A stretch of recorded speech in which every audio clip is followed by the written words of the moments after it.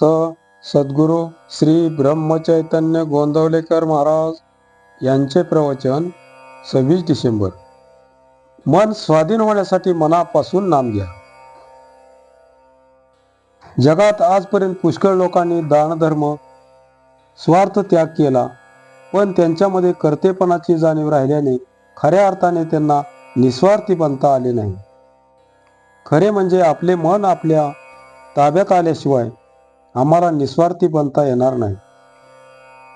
मन कोणत्या साधनाने आम्हाला आवडता येईल?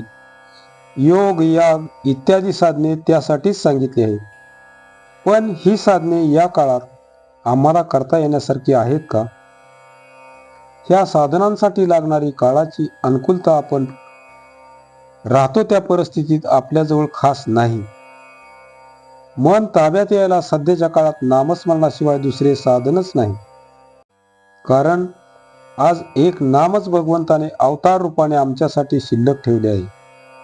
तेव्हा मन स्वाधीन होण्यासाठी सर्वांनी मनापासून नाम घ्या।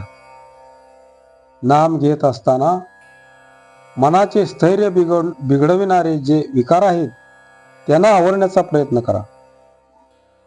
मनाला सर्वात मोठा विकार कोणता बाधत असेल तर तो म्हणजे अभिमान। आणि ह्या अभिमानासारखा आपला घात करणारा दुसरा शत्रू कोणी नसेल। तो अभिमान सोडायला आपण शिकले पाहिजे। भगवंताने आजपर्यंत एवढे अवतार घेतले ते सर्व अभिमान मारण्यासाठीच घेतले। हिरण्यकशिपूच्या वेळी भगवंताने अवतार घेतला, पण देव समोर उभे असताना सुद्धा त्याचा हात नमस्काराकडे न जाता तलवारीकडे गेला। यावरून त्याचा अभिमान किती तीव्र असेल याची कल्पना येईल। तो अभिमान नाहीसा करण्यासाठी आपण कर्तेपणाची जाणीव सोडून नाम घेतले पाहिजे। मनाची स्थिरता बिघडवणारा दुसरा शत्रू म्हणजे राग, आणि हा राग फार भयंकर असतो। मोठमोठ्या तपस्वी लोकांची तपश्चर्या याने धुळीस मिळवली आहे। हा राग आवरण्यासाठी आपल्याला राग कशामुळे येतो हे नीट समजून घेतले पाहिजे। व्यवहारात आपल्याला नीतीची बंधने घालून दिली आहे, ती सर्व आपण पाळली पाहिजेत। नीतीच्या बंधनात राहणाऱ्या माणसाचे विकार आपोआप आवरले जातील।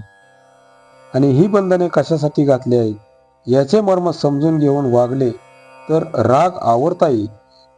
आणि राग आवरला म्हणजे त्याच्या पोटात लपून बसलेला काम, क्रोध, मोह इत्यादी विकारांनाही पायबंद पडेल।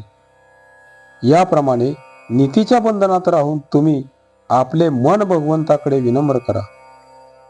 भगवंताकडे जाऊ लागा। मन आपोआप तुमच्या मागे येईल, कारण तो त्याचा धर्म आहे। भगवंताला विसरू नका। तुमचे मन तुम्हाला आपण होऊन सहाय्य करेल याची खात्री बाळगा। आजचे बोधवचन नाम सुरुंगाप्रमाणे आहे, विकाररूपी मोठाले खडक ते फोडून टाकते।